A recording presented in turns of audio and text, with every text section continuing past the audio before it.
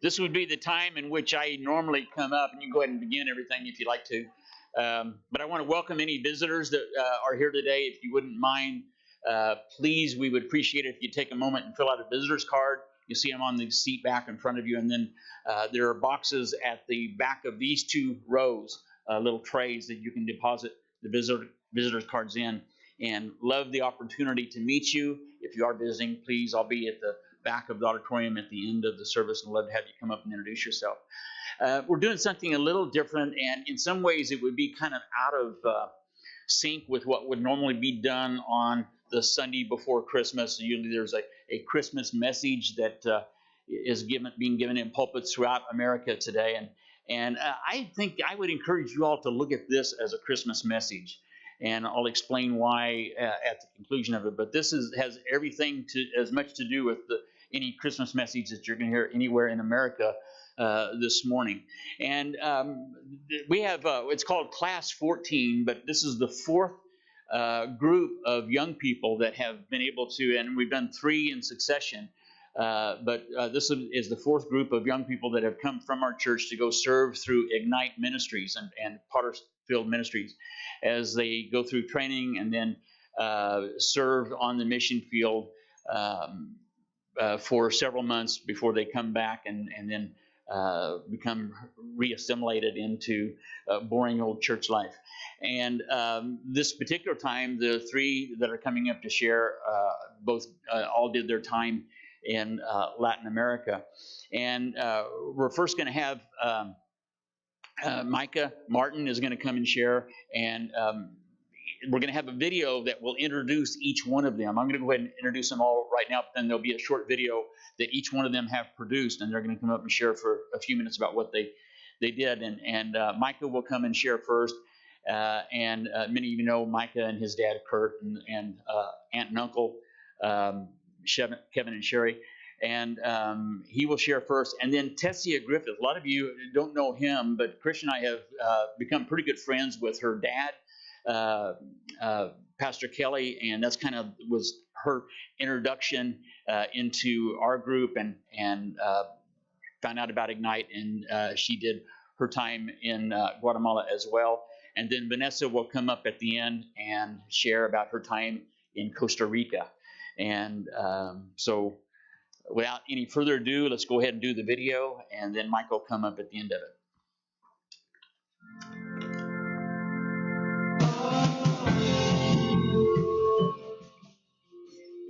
Montana is where the journey of this year started for me.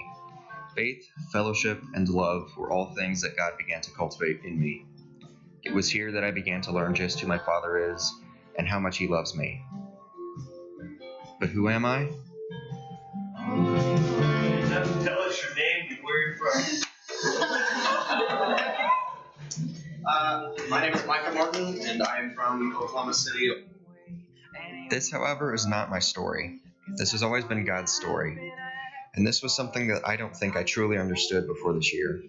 My time in training was used by the Lord to begin stopping me from living the lie that I had to live perfectly in order for God to love me.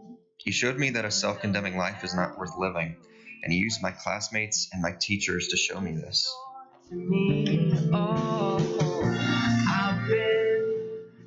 Guatemala, however, was where He would test and refine me the most. The great privilege of getting to work in the Pottersfield Kids program was an eye-opening experience for me. Through the kids we ministered to, God taught me so much about love and grace. And beyond the lessons that He taught me through the kids, He showed me that my failures can never get in the way of the fulfillment of His plans, nor persuade Him from still continuing to shower me with grace, even when I am unfaithful to Him. Ultimately, He showed me that I cannot truly stop myself from being a witness to the beauty of His plans for my life.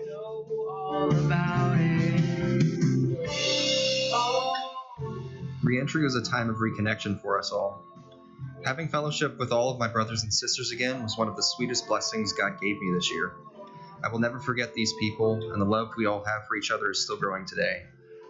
It was hard saying goodbye, but I will treasure the time I spent with them forever. For heaven's sake and for my own. Since being back home, the Lord has led me to get involved and stay involved with the youth at my church and with another high school ministry. It has been a tremendous blessing for me to be able to pour into others what God has been pouring into me over the course of the whole year.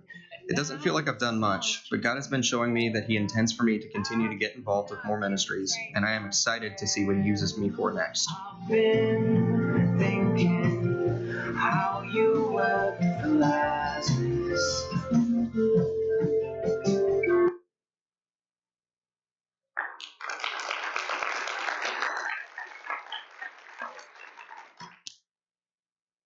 I think that it would be good to start off with a prayer. So I would invite you all to come and pray with me.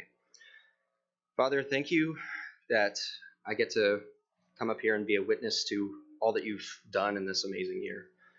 Because you have done so much, not only through me, but through 15 other people.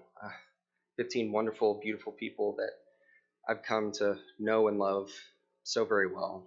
And it's been a tremendous blessing to be able to be a part of all of that work that we did over the course of this year, the work that is still going on, that I've still been invited to do, that they've still been invited to do. And to be able to share that work and to be able to show the glory and the goodness of you to everyone here this morning.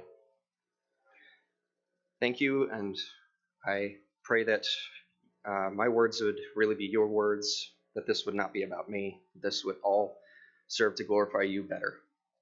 In your name, Jesus. Amen. Well, before I start, I think it would be also a good thing to point out that I broke dress code today. The other two Ignite interns that are here this morning wore their PFM shirts, and I forgot to do that. So I apologize. But I would hope that wouldn't be that important, but it's important to them apparently. I initially wasn't going to necessarily use any verses that really spoke to me this year because I wanted to just have this be a testimony, but I think that I'd be doing God a disservice if I didn't talk about this one because of how much this verse came to speak to me over the course of this year. This is John 1:5. Many of you know it. And the light shineth in the darkness, and the darkness comprehended it not. That was given to me towards the end of our training, actually. It was what was written on an envelope that we had all been given for our fellow classmates to put letters in. And I didn't understand why at first, but it wasn't for no reason. I don't think that the folks at Pottersfield could have predicted how much truth and meaning that verse would have to me and my own experience with him over the course of this year, but it really did become a major theme for me this year and what God was showing me this year, which was the beauty and the glory of his light and how much truth he intends to show us all, how much he wants to show to us about himself and about the glorious life that we've all been called to. Because it's not just, we think of life here in America, in a blessed first world country, as being mundane and simple. We're given a whole lot and we take a lot of it for granted, and many of us acknowledge that. But I think that there is a beauty to be found even in the mundane, because something that we were encouraged with throughout this year, especially in training, was that 90% of all ministry doesn't take place in what we think of as the battlefield. For some of us, that's the mission field, going out and casting out demons and healing those with terminal illnesses or blindness or whatever, performing, like having miracles be performed through us and things like that. Crazy things that we hear about that are performed in the mission field that we don't necessarily see in our day-to-day lives. But that's not where that's not where we see God the most. We can see him more through our time at home, our time in the mundane, than we do there, because that's where we spend most of our time. There's a beauty to be seen in our day-to-day lives that many of us take for granted. It's beauty that I certainly did. And I started to learn that particularly in our time in training. I guess for me, training was really where God started to show me so much of where I had been neglecting my relationship with Him and how much I had failed to understand the nature of that relationship. Really, if I were to sum it all up with something simple, I'd have to say that I didn't understand what grace was. I really didn't. We are all told, mercy is, not being given what we deserve, which is hell and damnation. Grace is getting blessings that we don't deserve. It's unmerited favor, right? But I didn't know that in my heart. I didn't believe it. I didn't, honestly, I really couldn't believe it at the time. But I remember the day specifically when God broke through that. March 14th, we had a very long day that day. We woke up, many of us, at like 4 a.m. because it was a class and a day that was basically all dedicated to dying to self and learning what that meant.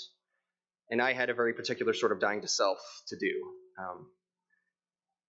God was showing me through that day, particularly through a teaching done by a pastor who was one of our teachers on Acts 22. Acts 22, most of that is all Paul's recounting of his encounter with Jesus Christ on his road to Damascus as he was going to persecute the church.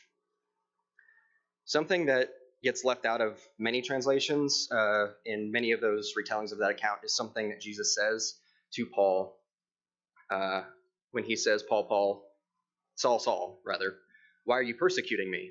Something that is always left in in any translation when you read Acts 22, though, is he adds something to what Jesus says, something that often gets left out, which is incredibly important. It is hard for you to kick against the goads.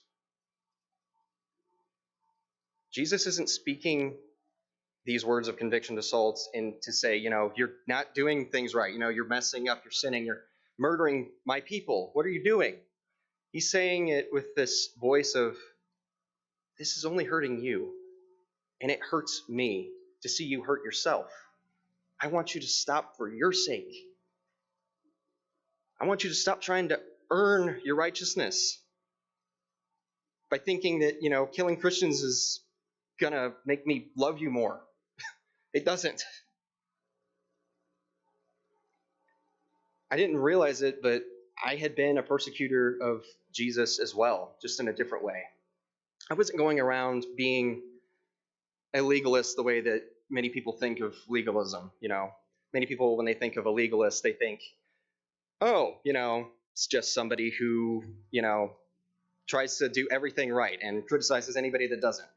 I was somebody who was overly critical of myself and of the poor job that I did at, doing life as a Christian well.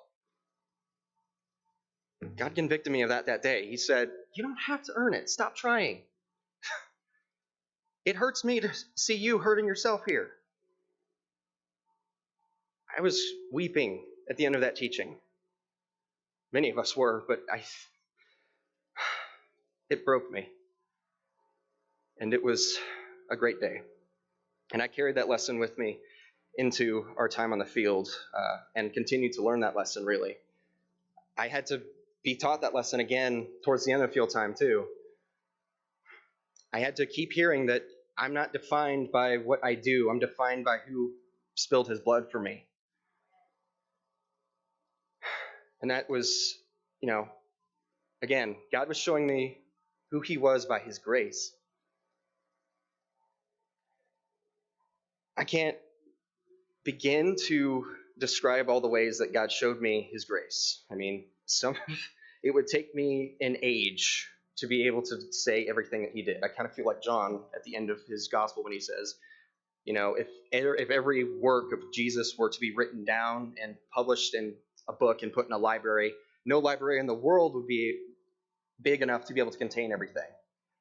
I could spend a lifetime talking about everything that he did and showed us all, because it wasn't just me.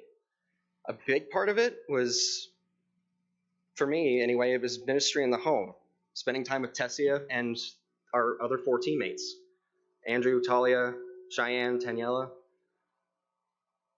It was hard being in the same house together for 6 months. We drove each other crazy some days. But we saw God's love through each other, because God was doing something in each one of us that was a beautiful work of art, on its own with each individual. And I got to be witness to all of that with everybody else. So it was incredible and amazing to spend time with them. And I would trade that time for nothing. I would spend it with nobody else. Beyond that, though, I was also shown God's grace through my failures. I failed a lot. God asked me to step up and be a leader in the mission field that I didn't think I could be, oftentimes. And because of that, my fear of not being able to be good enough choked me up, and I didn't do what God was asking me to do when God was asking me to do it. So he often used somebody else, or worked in a person's heart directly to speak to them when he wanted me to speak to them. And I had to sit back and see at the end of that, all that time, God saying to me, you missed out on so much because you didn't trust me enough. But that's okay, because I still got the work done apart from you. You are not necessary for me to be able to do what I want to do. And he did. He did in many, many, many ways. One of those ways, for us, we had a hard time fellowshipping well. I didn't know if we'd ever reach a point where we'd be able to be on, like the cloud 9 of good fellowship.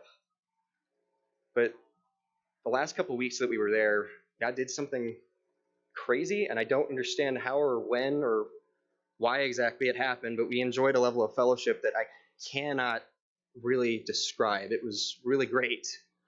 It was like being around people that were closer than family, with a love that was godly.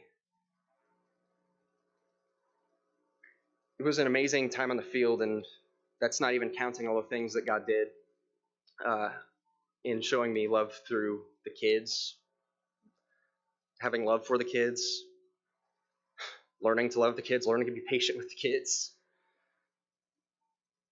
But it was all great, and God did amazing things, and that didn't stop with field time. Getting back for reentry was good too, because we'd spent 3 months in training. The program runs on a 3-month training course, and then we spend 6 months in the field, and then we come back to Montana for a month of reentry, so that we're not just thrown back into the world after having spent time in another culture for half a year. And it was necessary, and it was good that we got to do that with people that we had known before that, and to be able to reconnect with them and reestablish those friendships and those connections with other people that we had come to love so much. Again, I would trade that time for nothing and would spend it with nobody else.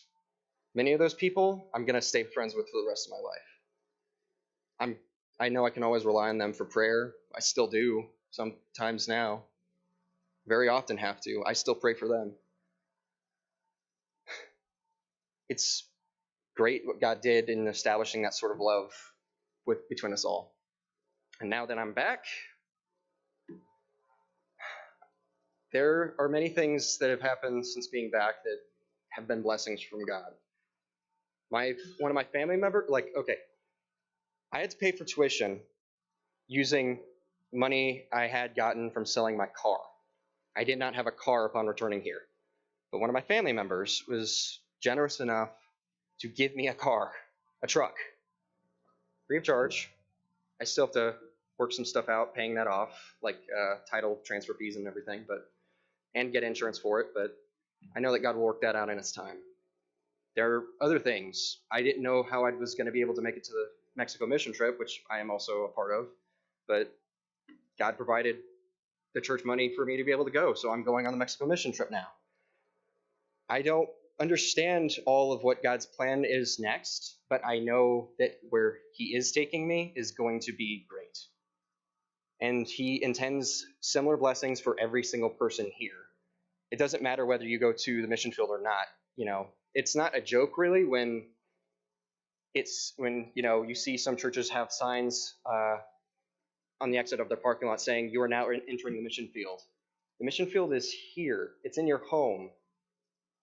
It's at work. It's with friends. It's even here at church. We minister to each other here. We go out to our workplaces and to school and whatever else to spread the gospel. We all have that call. My encouragement to everybody here would be to not waste the time that you have, not waste the resources that you have and that have been given to you by God. Make good on what God's given you. Give back to him what he's given to you, because he has given you much. Every single person. That's all.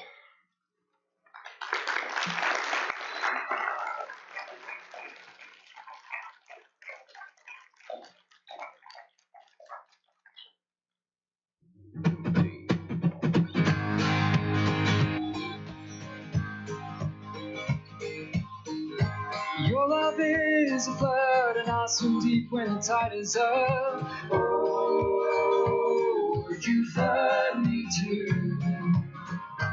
So water in my blood has made me taste sweet to the world. Oh, and you taste sweet too. This is my deliverance, hands held high as you deliver it. Oh, you have made me a child of God, my feet on the ground, my heart in heaven. I am great, made without the living. Oh, you have made me a child of God.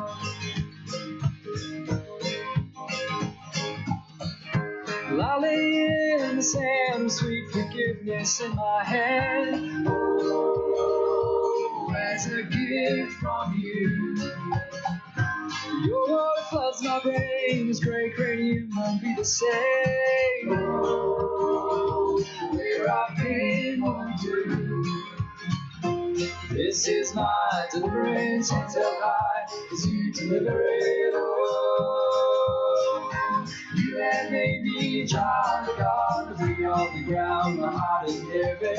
I am great, made without the living. Oh, you have made me a child of God. Whoa.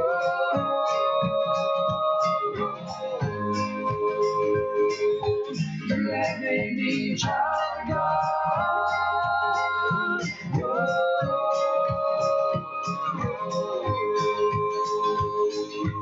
You have made me a child of God. And I won't go till I know you have sold you have in me. Yeah.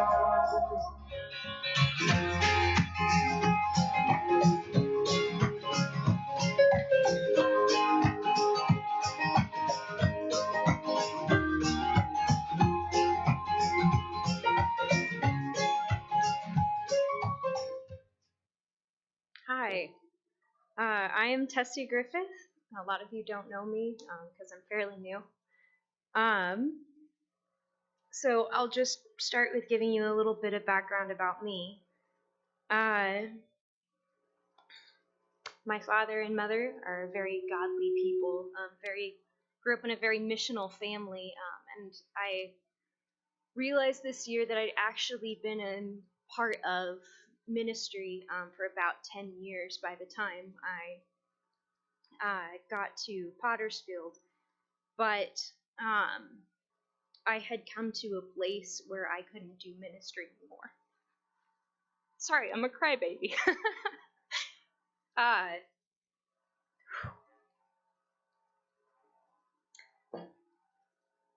had just thanks. I had just been caring a lot of things. I'd gone through really hard periods of difficult ministry, and I just come to, well, and a lot of people in my life had been walking away from the faith, and so I came to a place where I felt like I couldn't hear God, and so I got the call to go to Pottersfield. I went after figuring out that yes, I actually did get that call. It took me a little while to come to terms with that. But at the very beginning of training, we got this verse, Hebrews 11:6. And without faith it is impossible to please him, for he who comes to God must believe that he is, and that he is a rewarder of those who seek him. Believed the first half, and in my heart, I did not believe the second half. I didn't know if I came to him, if he'd really come to me. I did not think this would be this emotional. So the interesting thing about Pottersfield is that it really is a very intense discipleship school, in the fact that all they do, well, to quote Pastor Mike, who leads the ministry, all they do is they turn down the dial of life. They quiet all of the distractions so that, and they give you time and space to really seek God. And they do everything they can to support you in seeking God. And so while training also included things like cultural sensitivity and all that kind of missional mindset orientation, the biggest part really was that they were getting us into the Word, teaching us what to do with it. And I really kind of had to have it out with God, because I didn't even know in some ways that I was frustrated with him. Because I felt like I had called out, other people felt like they called out and weren't really getting answers. And in a big way, he showed up. Different way than I thought, because I really kind of wanted him to be like, this is the big thing you're holding in your heart that's preventing you from coming to me. And instead he just kept on he just kept saying, like, I love you, I love you, I love them, I love you, and I love them. Which broke me. You can't hear that without getting broken, because, I think on a deep level, most of us have this sense that he's not our father. Because that's like one of the first lies in the Bible, right? First couple books of Genesis, Satan comes and says, did God really say, making you question the truth of what God is saying, and then, he implants that lie of God's not really there for you. And I know it up here, but in a lot of ways I'd been taking things into my own hands, and so I couldn't believe it. So Guatemala is where he chose to send me, and it's this beautiful country with really incredible people. And the funny thing is that I got there and I realized the ministry that I was doing there was very similar to the ministry that I did here before I wasn't able to be in ministry anymore. There's this, we had 3 kids clubs, main kids clubs, La Gordania, which is very similar actually to downtown OKC, other than how it looks. And in Paramos, we were doing English lessons, which I'd been working with after school programs, so it was filling in those educational gaps still. And then we were doing Ciudad Vieja, which was much more just like like kids camps where you know, go in and you just play with the kids and you're just friends with them, and that opens up the door for Pastor Helbert to actually talk to them about the Bible. And before, I had been taking the weight of whether or not there had been any kind of difference made, and I kept seeing everything I was doing as a failure. And so it was very traumatizing. And then in Guatemala Antigua, somehow I don't even know what the shift was really, but I stopped holding the weight of that, because, and I think part of that was you come in for 6 months, which is so short a period of time. But before you, there was somebody else who did 6 months. And there were people, the leaders on the ground, who were there for so long, and the people before that went in for 6 months. And like, it really is God that's speaking to these kids, because, you know, nobody's there long enough to say that was me. I was the one who changed that kid. Because it's really not. But sometimes if we're, you know, in it for the whole round, I think it's more tempting to say, yeah, that was me. And so I really didn't do anything. And actually, this video is a little bit deceiving as to what my field time was like, because I suffer with some health issues, and so a lot of my time was actually spent in bed with health issues, and or just not being able to go, staying back and making sandwiches or doing administrative work. So that was really crazy, because it gave time for God to just spend time with me in a really big way. And that's all he really wants. You know, that's why he came as a little bit in this, you know, helpless baby. Well, and something he did in that time, between focusing all my effort onto being there, you know, for everyone down there, the kids, the ministry that we were upholding, he started showing me that the thing that was coming between us is that I was believing lies. I was replacing lie for truth. And and that's bondage.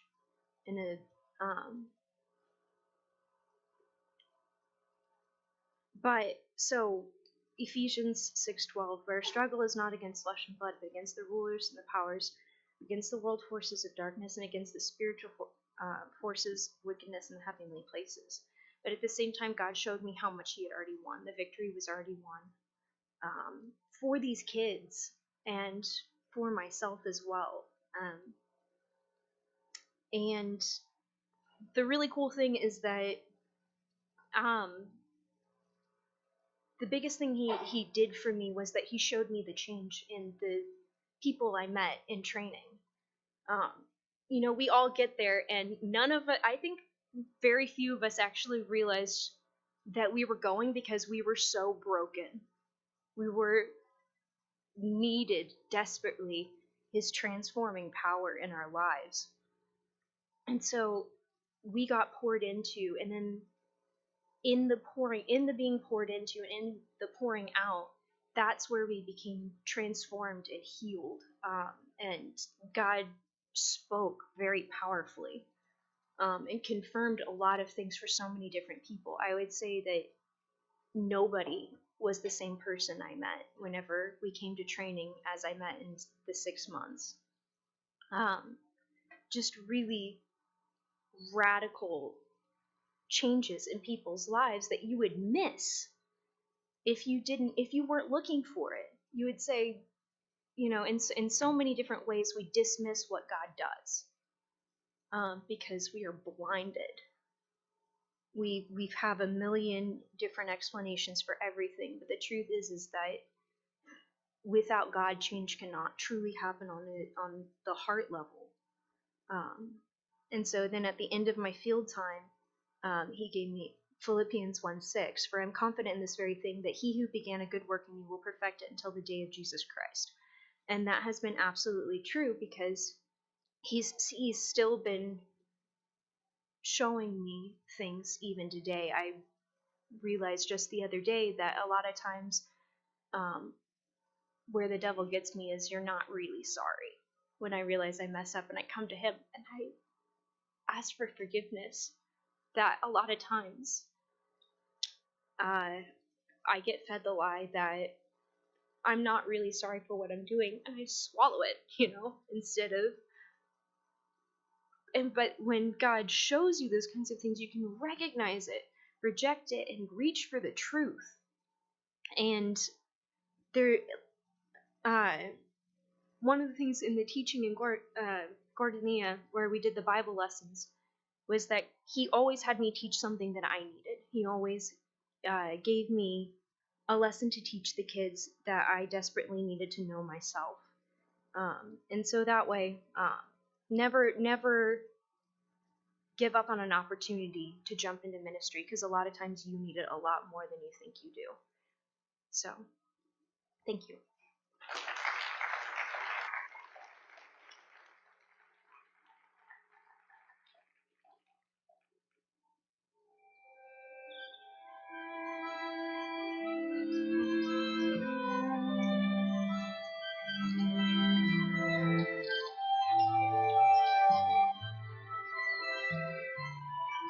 I believe in miracles. I've seen broken lives healed by broken hands. In spite of all the obstacles, I've seen humble feet choose to take a stand. Who's to say I'm not a miracle? Who's to say that I'm not wonderfully made? Who's to say this mess ain't fixable? Who's to say my God can never make a change? Give me a love like the power, fire from the Spirit. Be the difference that I'm called to be. Open my eyes to the needs, my heart to the hurting. To be the body, be the hands and feet of the love.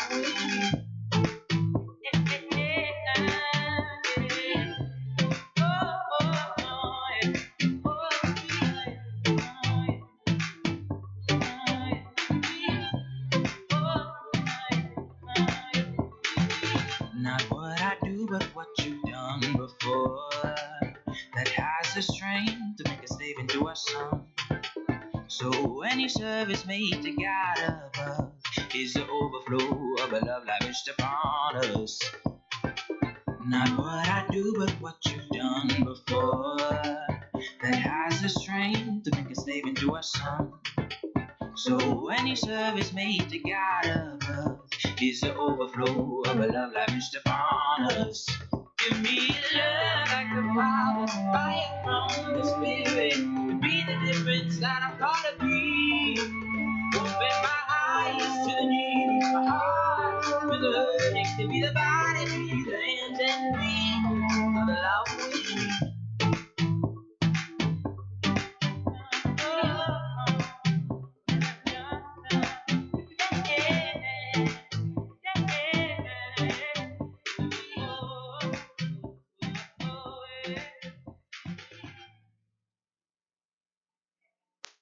Hello.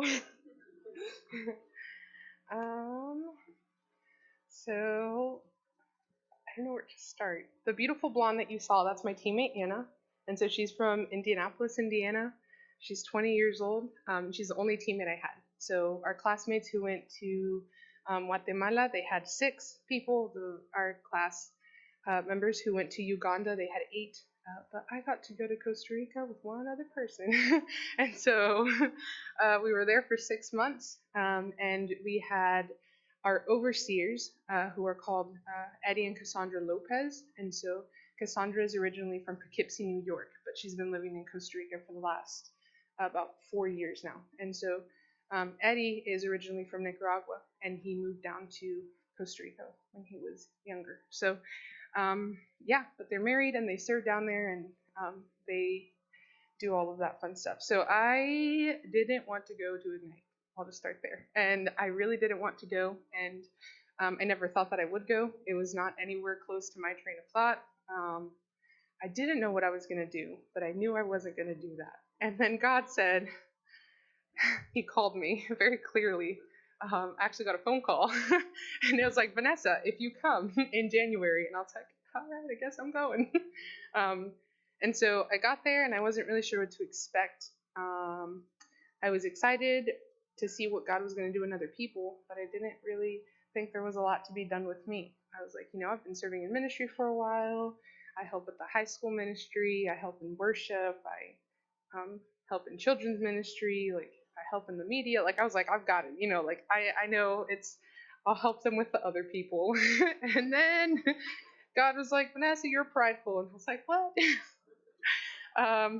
And so it was just a process of realizing for how long I'd been trying to just earn God's grace and to earn other people's praises. And I didn't realize for how long I just wanted to hear the good job, you're doing it.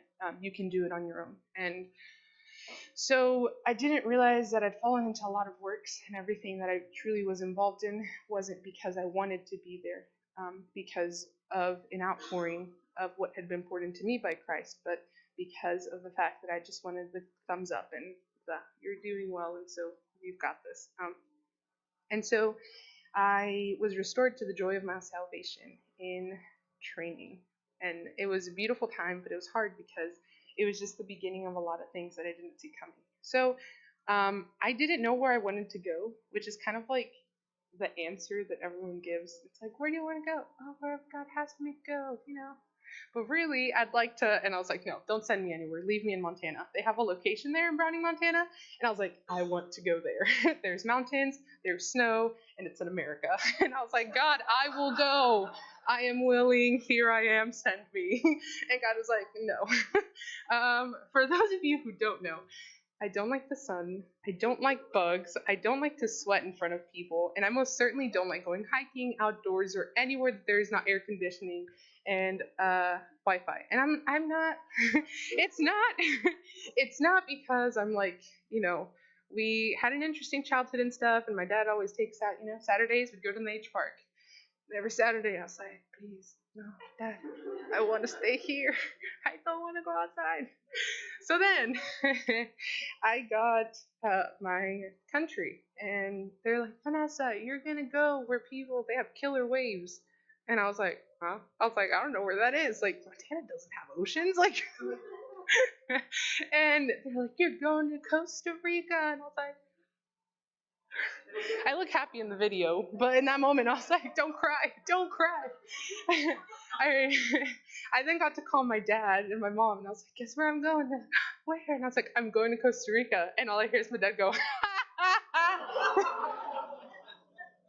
So I leave it there that I was really excited. And so So Costa Rica is beautiful, but it is most definitely not a tropical paradise. Let me just tell you that. We lived near a beach town, and there's a lot of tourism, but that was a far fetch from where we were. My teammate and I lived in like a 1-bedroom little like apartment, and construction in Costa Rica is a little bit interesting. And so they like to leave like a mile gap underneath the door so all the scorpions can crawl into your house just anytime. And so the moment we got there like at 10 p.m. that night, and we walk in, and I was already sweating from the taxi that we'd been in for like an hour and a half, and I was like, and I can't do this. She's like, no, it's fine. Let's just look at our house. And it's like dark, and they had like this little light turned on. And so I'm walking in, I'm like, okay, all right, this is my home for the next 6 months. And then this flying cockroach zoomed past my head, and I was like, oh no, I can't do this. And so they're like, my Eddie just looked at me. He goes, welcome to Costa Rica. And I was like, I was terrified. And so they leave us there, and I just look at it, and I'm like, I can't do this. I don't understand why I'm here. I don't understand the call. Like, I don't want to be here. I'm going to go to Browning. And she's like, it's okay. It's fine. And she's like eating food that they'd like left for us. And I'm like, I'm going to unpack. And so I just start unpacking, and I'm like crying. And like, she's just eating food, looking at me. She's like, it's going to be okay. And I was like, I can't do this. So, yes, Costa Rica is beautiful, very beautiful, but it kind of looked like Africa when we got there because it wasn't rainy season yet, so everything was dry and dead, and yeah, but it was beautiful. And so There were lots of bugs everywhere all the time. The first 4 days were probably the hardest days that I've had in my entire field time, and that's where God broke me. And it started with bugs and the humidity and the heat. But very quickly I realized that I couldn't do it because every day I would wake up and I'm like, okay, it's going to be okay. The first morning was a blessing because we woke up and it was super cool. It was wonderful. It was like someone had turned the AC on. And then it was like, as the day went on, I was like, oh, okay, well, we're just going to sweat in front of everyone. That's fine. Again, comfort zone. It was going to get broken. So it was just like, it was really, really hard. And every day around like 5 or 6, it was just like it would hit. And it was like, you're not supposed to be here. You're not qualified for this. You don't even speak the same Spanish they speak. You can't do this. Like, you're not qualified. You don't know God's word enough. You have been trying too hard, and now you're here, and they put you somewhere that you're just going to die because you just can't do it. And it was so hard. I don't know how to explain it. And it was just like, it would be a great day, and then I would get home, and it was just like, pfft. And I was just like, Anna, I don't know why I'm here. Like, I really don't understand. I don't like this place. I don't even speak the same Spanish. And it doesn't make any sense. And so there were ants that would crawl up your nose while you were sleeping. And finally that day is when I broke. And I was like texting Christian and Brandy, like trying because the Wi-Fi we had didn't really work. And I was like, literally, pray for me. I'm gonna die. Like, and it woke me up because I was falling asleep. And then I felt something and I was like, oh. Then I lost it. And so, yeah. And then the last thing about bugs, and I'll get moving on. But it's just like, there's scorpions. And there's all kinds of scorpions everywhere. And they get under stuff. And when you reach for it, that's when they get you. Oh, they're just coming for you all the time. The last week that we were there, we were leaving for church Sunday morning, and I was closing the door behind me, and I just hear something fall next to my foot, and I looked down, and it was a scorpion. And I was like, I almost died. But no worries, I didn't get stung at all. Yeah. Oh, and we killed a tarantula. Okay, that's it. So,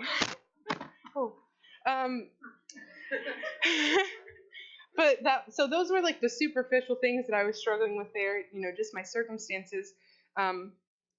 But like I said, I was very prideful, and I struggled with a lot of things. I grew up with my dad always giving us a lot of things. He would share a lot of wisdom with us, just day-to-day things, like be smarter than the tools you're working with, or check the oil, because that's important. And so just things where it's like day-to-day, and but I didn't realize how I didn't understand what biblical wisdom was. And so during my 6 months, I read the book of Proverbs 6 times. Because I really needed it. And it was hard because I had never really understood what it meant to read the Word of God and apply it to my life. And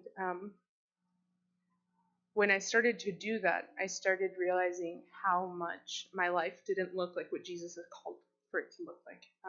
I didn't realize that I'd set the standard for what my life was supposed to be according to what other people's life looked like. So, they are able to say those things, and they're Christians, and they're following Jesus, so I must be able to say those things. Or they watch those things, or they listen to those things, or they wear certain outfits, and it was just like everything was based off of what other people that I thought were following Jesus did, so then therefore it was okay for me to do it as well. But the Lord very quickly started showing me how that caused a lot of confusion, because even sometimes the things that they were doing didn't line up with His Word.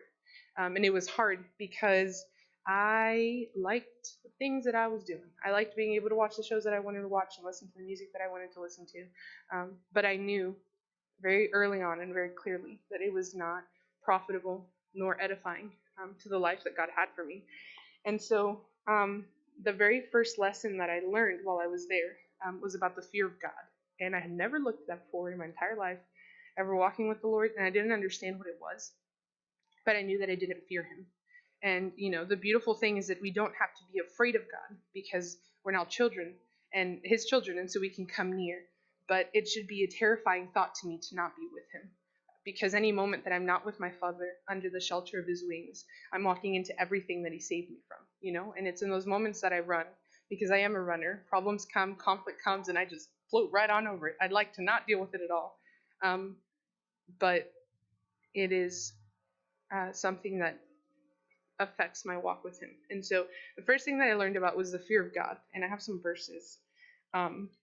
In Proverbs 1, verses 1 through 7, says, to the The Proverbs of Solomon, the son of David, king of Israel, to know wisdom and instruction, to perceive the words of understanding, to receive the instruction of wisdom, justice, judgment, and equity, to give prudence to the simple, to the young man knowledge and discretion. A wise man will hear and increase learning, and a man of understanding will attain wise counsel. To understand a proverb and an enigma, the words of the wise and their riddles. The fear of the Lord is the beginning of knowledge, but fools despise wisdom and instruction. And I think one of the hardest things that I was hit with was the fact that I was that fool, because I didn't like when people told me the things that I was doing wrong.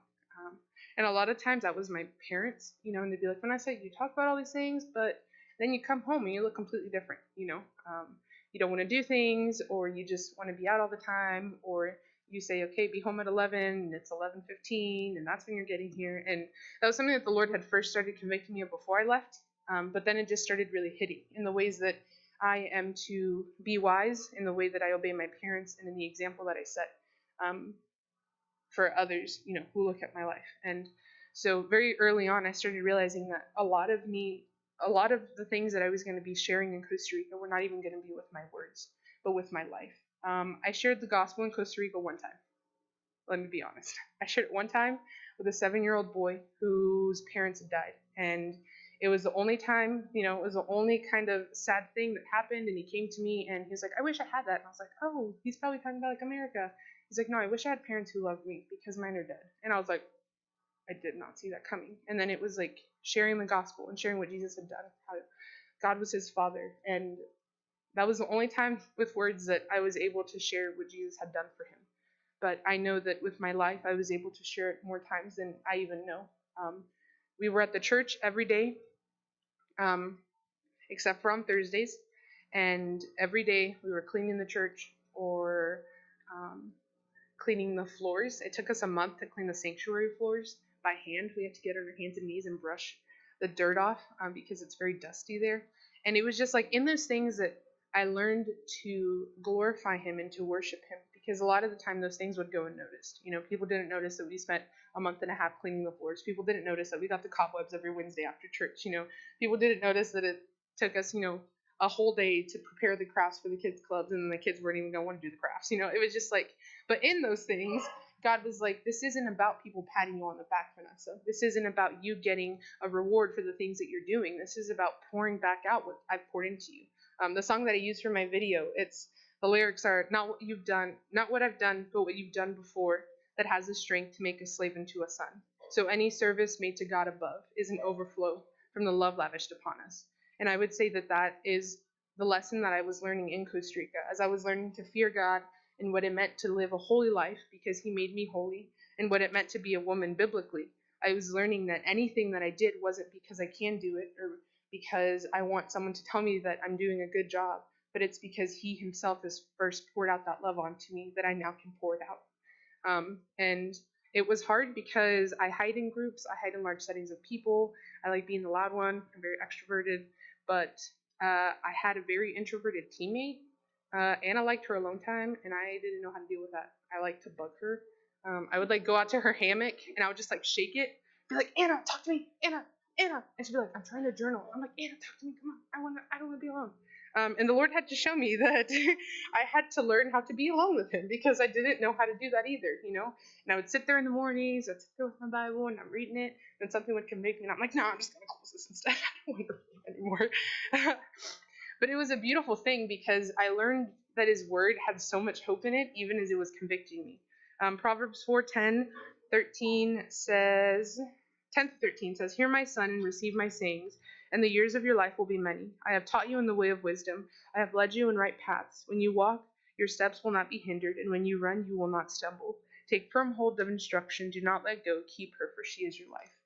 I started realizing that I was alive not to glorify myself, but to glorify my Father, and the fact that there was joy in that. There was life in that, and there was beauty. Even as I was scrubbing floors and killing scorpions and all those things, it was a service made to God above, and it was a beautiful thing. And so, like I said, I learned fear of God, and I also learned the holiness that was to be in my life.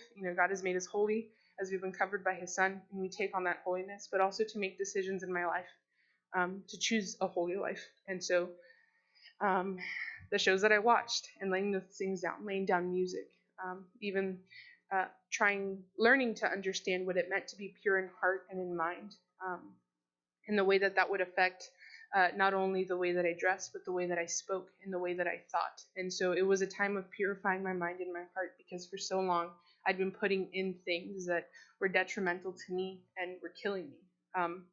Proverbs 7:1-5 says, "My son, keep my words and treasure my commands within you. Keep my commands and live, and my law is the apple of your eye. Bind them on your fingers, write them on the tablet of your heart. Say to wisdom, you are my sister, and call understanding your nearest kin, that they may keep you from the immoral woman, from the seductress who flatters with her words." Proverbs 14:27 says, "The fear of the Lord is a fountain of life, to turn one away from the snares of death." Proverbs 16:6 says, "In mercy and truth atonement is provided for iniquity. By the fear of the Lord one departs from evil." And then Proverbs 22:17-9 says, "Incline your ear and hear the words of the wise, and apply your heart to my knowledge. For it is a pleasant thing if you keep them within you. Let them all be fixed upon your lips, so that your trust may be in the Lord. I have instructed you today, even you." And then Proverbs 23:17 says, "Do not let your heart envy sinners, but be zealous for the fear of the Lord all the day." And so I think that lesson was the last thing that just tied up my entire field time, was that I was jealous of other people and watching the things that I felt like, oh, look at all the freedom that they get to do, and like they get to go to whatever, and they don't have to think about the movies that they can or can't watch, or the things they can or can't listen to, or anything like that. But it was not realizing that in fearing God and in living for Him, I was more free than I could ever be. It was in His will, as I was delighting in Him and keeping His word and having it written on the tablets of my heart, meditating on it day and night, and having it be what I decide to live my life upon, versus my own lies that I fed to myself. That I was truly free, and I was truly able to know Him and to love others in a way that I never had before. And so I'm thankful for the opportunity. I want to thank you all so very much for all your support. I did not have the money to go through this program, but because of your love and your faithfulness, through Commission Coffee, I am so honored that you chose to support us and to help us do what it is that God called us to do, because that impacted my life. I felt very loved. I knew that you were praying for me, and so thank you for that, because even though you weren't there, I could feel your prayers, and I knew that you were there in spirit, interceding for me and for us, and that means more than anything that you will ever know. And so the answer was not Ignite, it was not Potter's Field, but it was God. The change that you see in us today and in all the other people who have gone before us is not something that we did. It is not something that a ministry did, but it is something that God did when we were willing to let the noise be turned off. So thank you so much.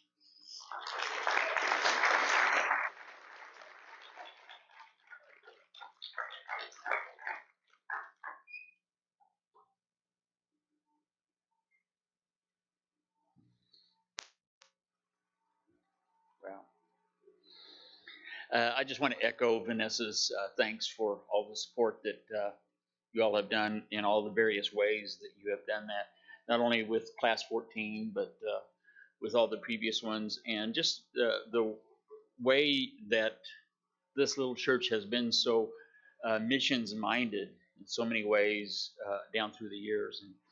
And I just, there's kind of a downside. I'm just going to share a couple of things real quickly, if that's possible for me to do, of just some things that I was thinking when I was listening to them sharing. And there's kind of a downside, and I'll say a lot of times I'll just how exciting it is to see what God is doing through the youth, what God is doing through the young people and the young adults and everything. There's kind of a downside to that. Even though I am very excited about that and have been for a long time now, I don't want it to I don't want us to have a group of young people, that's separate from other people. I mean, that just happens to be how old they are. It doesn't have to do with anything beyond that. And I'm excited about that. I was told by one young person a while back who went to another church, and he said, we kind of get the vibe that we're supposed to just be quiet, speak when we're spoken to. And I certainly don't want to communicate that. But on the other hand, I don't want to communicate some sort of an idea that, oh, our youth are really on fire, as opposed to our church is on fire. I mean, because we're all of the same church family. And I just reading the weekly thought once again. It says, Hudson Taylor says, God uses men who are weak and feeble enough to lean on him. And I was just writing down some thoughts of what they'd all said. Micah was blown away by his grace. That he used that time, that not only when they were in their training, but also when they were on their 6-month duty place, and just breaking down the walls, especially with between his team members. Learning the lessons of God's provision, not only before, but during, and then even afterwards. Tessia shared that she was at a place of crossroads in her life when the whole idea of possibly going there came up, and she saw it as a place of, especially in the 2-month preparation time, of intense discipleship and getting into His Word, and the idea that Pastor Mike and Pastor Don and the other people there have of instilling the Word of God into the people, that went beyond just simply your typical missions training of cultural sensitivity, but something that would be very instrumental in Christian life. She shared about feeling like a failure and helpless in so many different ways until she found out the acceptance she had in Jesus. Vanessa was blindsided by God's will. Not only in the idea that she went in the first place, but the idea that she ended up in Costa Rica before it was over with. And she was definitely pushed outside of her comfort zone. She learned through her time there what it was to have the fear of God, and to glorify Him in the mundane, the everyday sort of thing that oftentimes goes unnoticed. They all shared about the freedom that they learned that they have in Jesus. And that they not only seeing the transformations that took place in their own lives or in the lives of their team members, but also in the lives of the people that they were able to minister to, and how they learned, that all three shared about how they were able to just respond to God's love in His message of grace and acceptance. What better Christmas message could any pastor put together than that? I mean, that to me, that's just the very heart, the essence of what this season is all about. It's not about, we got this thing about Christmas traditions and everything, and I get that. I don't have any problem with that.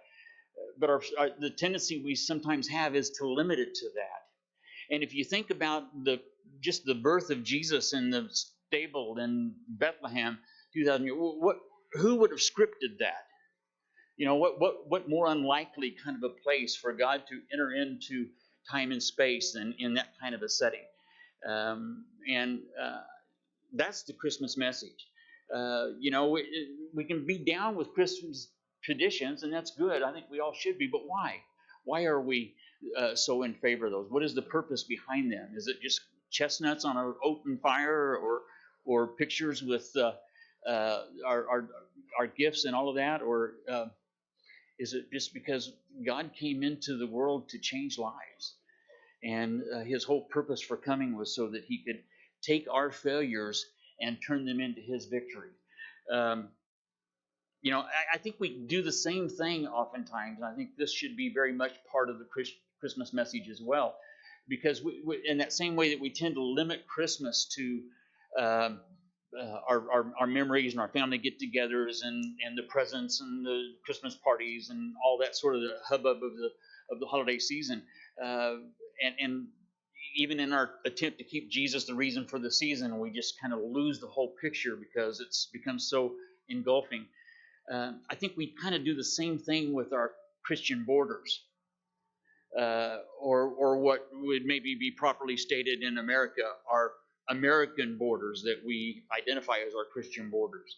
And if one of the things that I think I get from the young people that have gone through Ignite in the last several years, and the opportunity that the Lord has given me to go on short-term missions and so forth is that we get the cultural sensitivity and the diversification, but just to understand that the church is beyond just simply what we imagine within our little areas of operation, and that God has for God so loved the world that He gave His only begotten Son. And I think, unfortunately, we oftentimes confuse that with our own experience. And one of the good things about Ignite and what these three have shared is that we can break down that confusion, and we can break down those borders, and we can give meaning to the traditions that we have and the work that God wants to do in each and every one of our lives. He does accept us just the way we are. He wants to meet us right where we're at, and He wants to change us from where we are to where He wants us to be. And that is the essence of the Christmas message. Let's pray. God, we do thank You for the message of Christmas. We thank You for the understanding that You actually became one of us. When Your Son was born in that stable, God, just and people stood in awe, not even understanding the depth and the magnitude of what was happening, what His destiny was, and what great work You were going to accomplish. And I think sometimes we can stand in awe of the work that You do in us when we are surrendered to You, when You take broken and feeble and oftentimes flawed and failed people, and yet regenerate them and then infuse them with Your Spirit. And we just stand in awe of the things that You desire to do, and yet our experience is only the beginning of that. So I thank You for Micah and Tessa and Vanessa. Thank You for their honesty, for what they've shared. And Lord, I thank You for this church. I thank You for the example that You set before all of us, and I see it being fleshed out in the body life of Calvary Chapel of Oklahoma City. May You receive the glory, and may this be a Christmas time that just really accomplishes what Your will for it would be. We pray it in Jesus' name. Amen.